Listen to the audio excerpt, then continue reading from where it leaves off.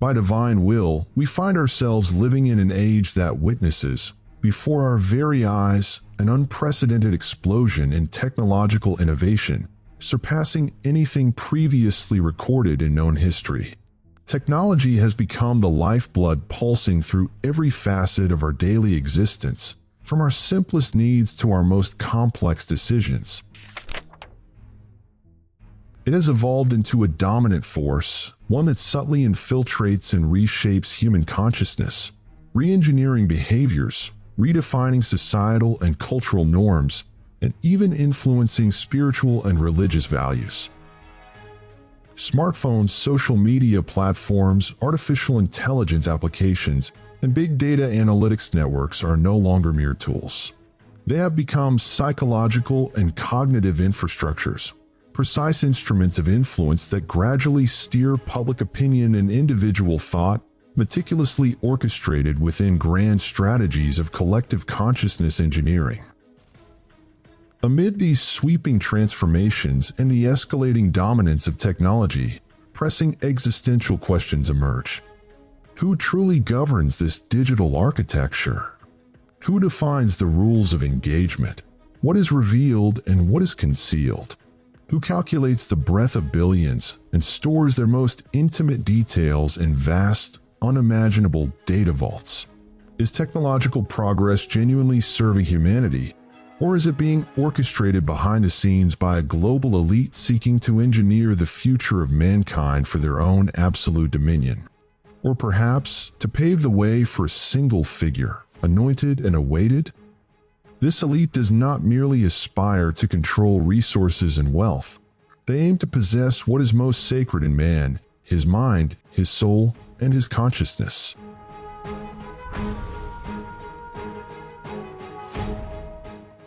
In the first chapter, we unveil examples of groundbreaking inventions, potential revolutions in clean energy and modern medicine that were systematically suppressed or deliberately buried under the weight of intersecting interests. These are but fragments of a much longer list. Innovations stifled by political constraints, economic pressures, bureaucratic hurdles, or calculated repression, painting the picture of a silent war, one in which the victor earns the right to mold the future of humanity. A war where technology is monopolized by an elite, evoking the spectral presence of elusive institutions and faceless figures that manipulate the fate of nations and peoples from behind veils.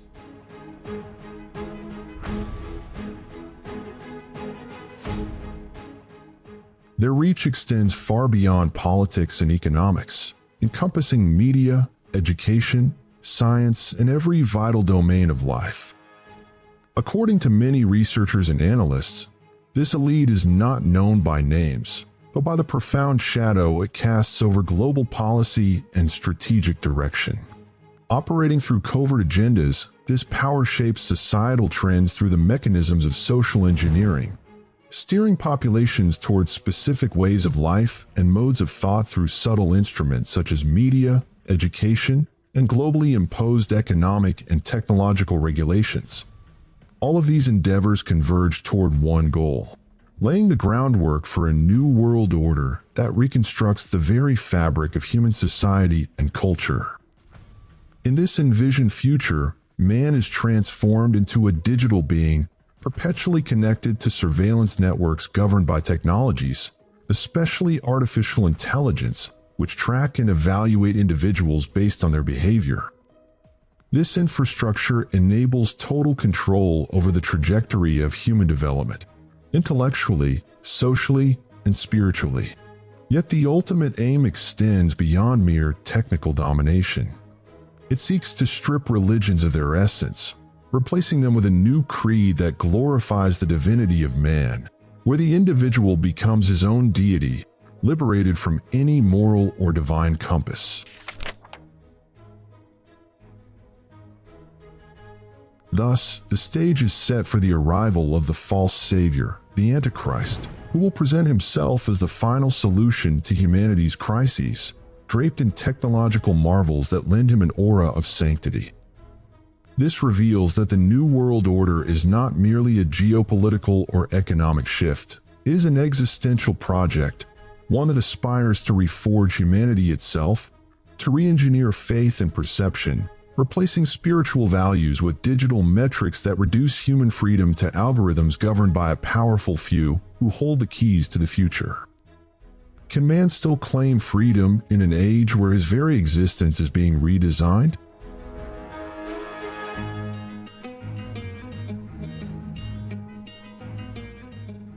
Though such aims may seem radical or fantastical, a deeper examination of global policies, long-term strategies, and the cascading consequences of high-stakes decisions suggests they may be far closer to reality than many believe.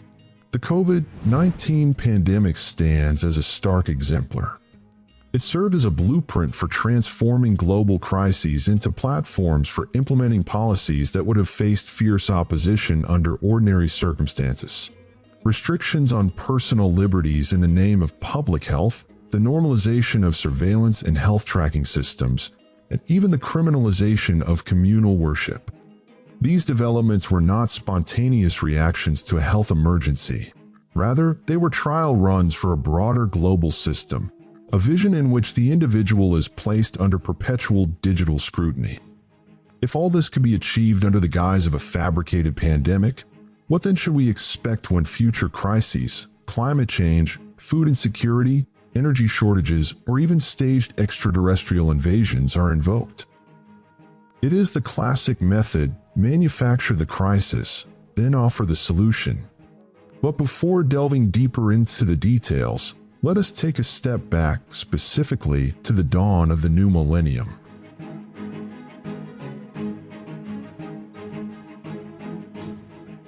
At that time, the internet and smartphones were hailed as monumental achievements that opened unprecedented horizons for humanity. Yet these very tools, which entered every home with astonishing speed, just as swiftly became instruments of subtle mind control and behavioral manipulation, if not designed for that very purpose from the outset. Through meticulously engineered algorithms, social media applications and search engines shape the version of reality perceived by each user. Thus, we do not see the world as it truly is, but rather as the algorithms wish us to see it. They achieve this through curated content, repeated narratives, and the stimulation of psychological reactions such as anger, fear, or awe, facilitating mass persuasion and the manufacture of artificial collective perceptions. Simultaneously, beneficial content is suppressed, while entertainment and superficial distractions are amplified, elevating triviality to the level of digital narcotics that plunge the mind into a state of fragmentation and near total detachment from core issues. Consequently, instead of serving as tools for enlightenment and empowerment, social media and digital platforms have become factories of superficiality and intellectual dullness, feeding the masses a relentless stream of empty content designed to keep minds disengaged from inquiry or critical reflection.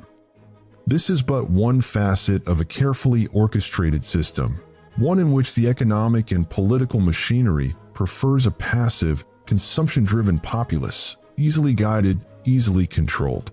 The more deeply individuals immerse themselves in trivial distractions, the less likely they are to engage with the profound questions of existence.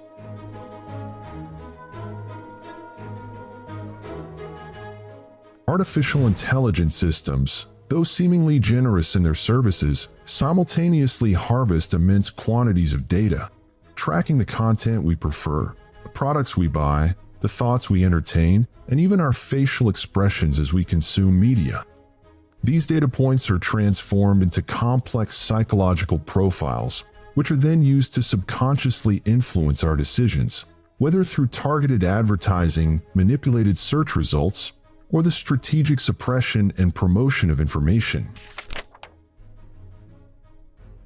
Moreover, under the guise of security, an arsenal of surveillance tools has been introduced: facial recognition, geolocation tracking, voice analysis, biometric banking, and more. Gradually, individual liberty erodes in exchange for an illusory sense of safety. People no longer feel threatened by constant surveillance. In fact, they seek it out, yearning for the comfort of belonging to a digital order that offers synthetic social acceptance and fabricated emotional stability. Thus, freedom, once a sacred principle, becomes a burden feared for its consequences. Rather than pursue intellectual independence and make wise, responsible choices, many now prefer their options to be pre-selected, whether by algorithms dictating what they watch or surveillance systems dictating what is permissible and what is not.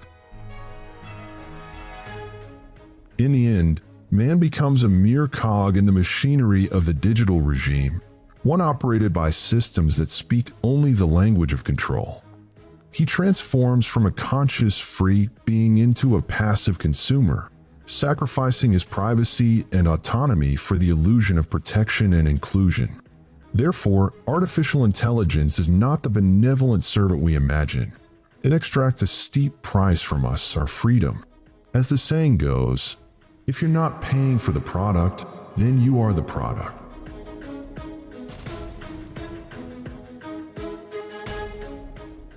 The smartphone, far from being a simple communication device, is in truth an unrelenting spy, an ever-present black box recording the full spectrum of our lives. It has become an extension of the human brain, a digital mirror reflecting the most intimate layers of the self and its deepest secrets. Every click, every word, every image, every motion, even fleeting thoughts or unconscious gestures, are meticulously logged, analyzed, and stored beyond our awareness or control. This bond between human and device is among the most perilous features of the digital age, for it places in the hands of the unseen manipulators a pliable tool for reshaping consciousness, conditioning choices, and acclimating minds to accept what once was unthinkable, not through the lens of right and wrong, but through that of what is permitted and what is forbidden.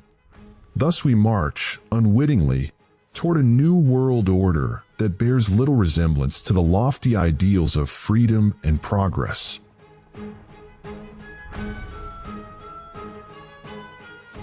The greater tragedy is that we can no longer function without our devices.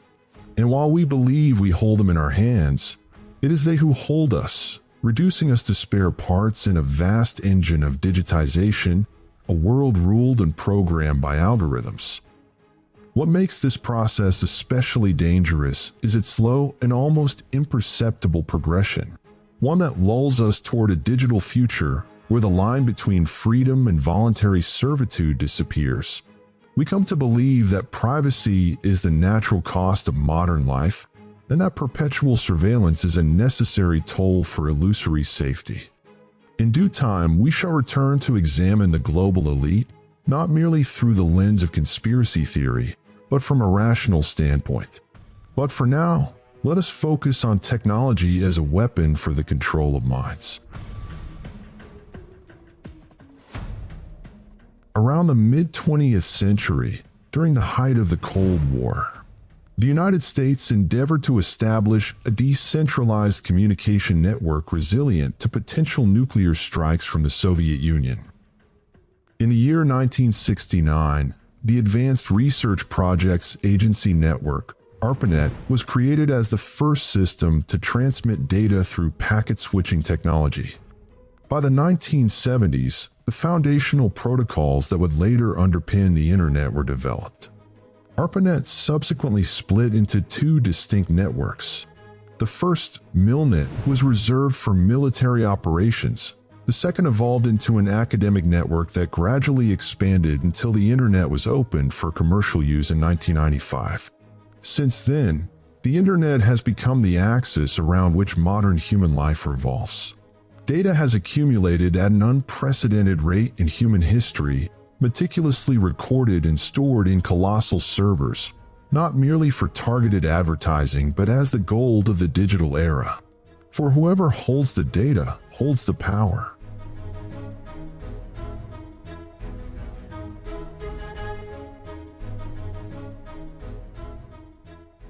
These massive data sets are analyzed by artificial intelligence systems and stored in databases worth billions of dollars.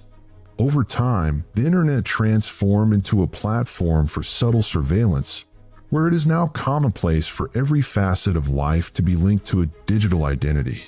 From banking services to healthcare access, and even travel. This integration forms a complex web of dependency, wherein any entity with access to the data can hinder your ability to function in daily life with a simple click of a button. It is no longer a secret that smartphones, equipped with microphones, cameras, and sensors that remain active even in sleep mode, record every word we utter, primarily to refine targeted advertising. Multiple reports have confirmed that some apps activate microphones or track geolocation and gather data without explicit permission. The matter has escalated even further. Some conspiracy theories claim that phones can now read thoughts by activating the front-facing camera and capturing images of the retina. The only way to halt these operations is to sever electrical power entirely, which perhaps explains the advent of non-removable batteries and why phones shut down at a falsely indicated 0% charge, remaining covertly active until recharged. Digital assistants such as Alexa and Siri function as surveillance tools, training AI systems to comprehend your voice, speech patterns, and emotional tone. Allegedly, these interactions are stored in vast centralized servers, most notably the NSA's Utah data center, which can retain the global population's data for decades. Projects like PRISM and XKeyscore, revealed through Edward Snowden's disclosures, further exposed the vast scale of governmental surveillance on individuals. Moreover, certain tech corporations now wield influence surpassing that of many nation-states. Google, for instance, possesses the power to shape global search results. Meta, the parent company of Facebook, manipulates the collective behavior of billions of users. Amazon is not merely an online retailer, it is a sprawling cloud analysis infrastructure. Meanwhile, Microsoft and Apple monopolize operating systems to such an extent that alternative platforms struggle to break through their dominance. What is truly striking is that the significance of this data extends far beyond commercial exploitation. It constitutes a psychological, social, and behavioral archive, one that is employed for prediction, control, and even the manipulation of societies on political and cultural levels. Artificial intelligence, in and of itself, stands as one of the most perilous instruments of the future, if not the most dangerous of all. It is no longer a mere set of lifeless algorithms. It has evolved into a tool capable of penetrating the human mind, interpreting emotions, analyzing thoughts, and even predicting decisions before they are made. Thus, it paves the royal road toward what science fiction has long envisioned as the dream of the cyborg, a hybrid entity that fuses man with machine. Projects such as Neuralink, led by Elon Musk, appear to be only the initial gateway to a new era in which the human being is reduced to an upgradable device. Microchips are implanted into the brain to link it directly with a global network, all under dazzling slogans like cognitive enhancement or the cure of incurable diseases. Yet beneath these promises lies a far more insidious ambition: to forge a man-made God through the hands of technology, abolishing the concept of a creator and replacing it with faith in artificial intelligence as the source of immortality, power, and absolute knowledge. This is nothing less than an existential revolution, one that seeks to redefine humanity, not as a frail and finite creature, but as a liberated digital entity free from all constraints. And with the mere press of a button, all of this could be erased, as the false god emerges bearing the keys to the future, presenting himself as the final solution to mankind's crises, while in truth, he is but a more insidious form of bondage, far deadlier than any subjugation humanity has known before. Our reality, then, differs little from the dystopia portrayed by George Orwell in his novel 1984, though its mechanisms have grown more complex, relying on forbidden technologies monopolized as tools of domination by a global elite wielding wealth, power, and digital infrastructure. They release to the public only what serves their agenda, while cloaking under the banners of national security or corporate secrecy any technology that might threaten their supremacy. It is a clearly defined operating system of a ravenous capitalist regime, one that imprisons humanity in cells of perpetual submission to a technocratic financial class. This is no mere conspiracy theory. It is a lucid structure in which capitalism, unfettered and unrepentant, enslaves mankind, not through brute force, but through invisible chains woven from dependency, distraction, and delusion. So, are we truly living in a free world? Or are we being blindly herded, our lives reduced to entries in a database, moving digits on servers owned by corporations and governments, until we become a digital flock guided by unseen algorithms? These systems silently shape our awareness, our emotions, even the choices we believe are our own. Though in reality, we select from options engineered by others and move along paths predetermined by systems of surveillance, evaluation, and covert influence. Are we truly free when Facebook decides what we read, YouTube what we watch, and Google what we seek? Or have we unknowingly become fuel for a new world order, one that governs thought, directs desire, and reshapes humanity according to the designs of an elite few?